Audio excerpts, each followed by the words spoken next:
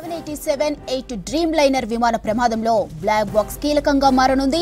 పైలట్ల సమాచారం అంతా black box లోనే రికార్డు కావడంతో దర్యాప్తులో బ్లాక్ బాక్సుల పాత్ర కీలకం కానుంది. ఇక ఈ ప్రమాదం జరిగిన ప్రాంతంలో అధికారులు వీటి కోసం తీవ్రంగా గాలిస్తున్నారు.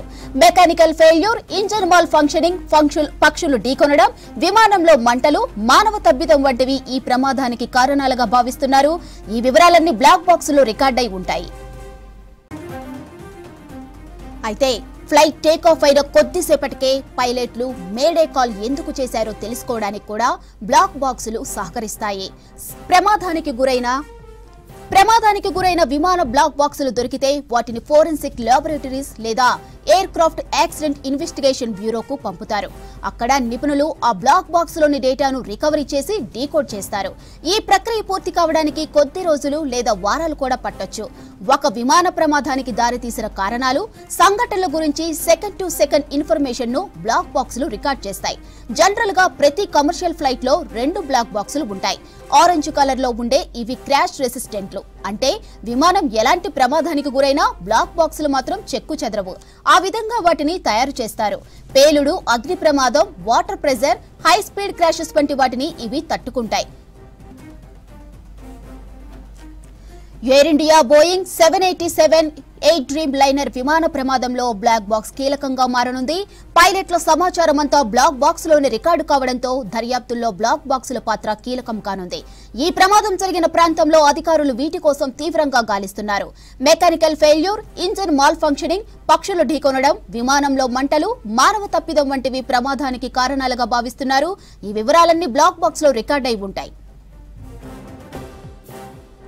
ఫ్లైట్ టేక్ ఆఫ్ అయిన కొద్దిసేపటికే పైలట్లు మేడే కాల్ ఎందుకు చేశారో తెలుసుకోవడానికి కూడా బ్లాక్ బాక్సులు సహకరిస్తాయి.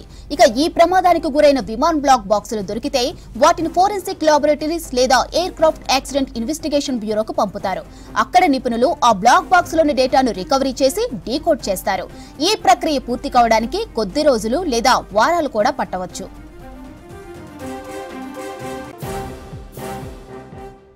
ఒక విమాన ప్రమాదానికి దారితీసిన కారణాలు, సంఘటనల గురించి సెకండ్ టు సెకండ్ ఇన్ఫర్మేషన్ ను బ్లాక్ బాక్సులు రికార్డ్ చేస్తాయి.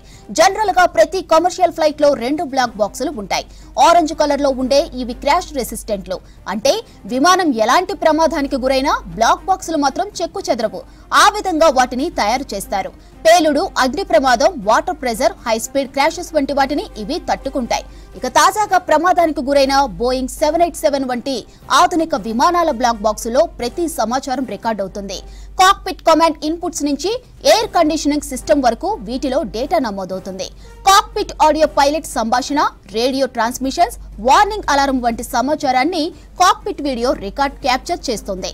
విమానం ప్రమాదానికి గురవడానికి చివరి క్షణంలో డేటా అంతా బ్లాక్ బాక్స్ లోనే రికార్డ్ అవడంతో దర్యాప్తుల్లో ఈ డేటానే కీలకమవుతుంది.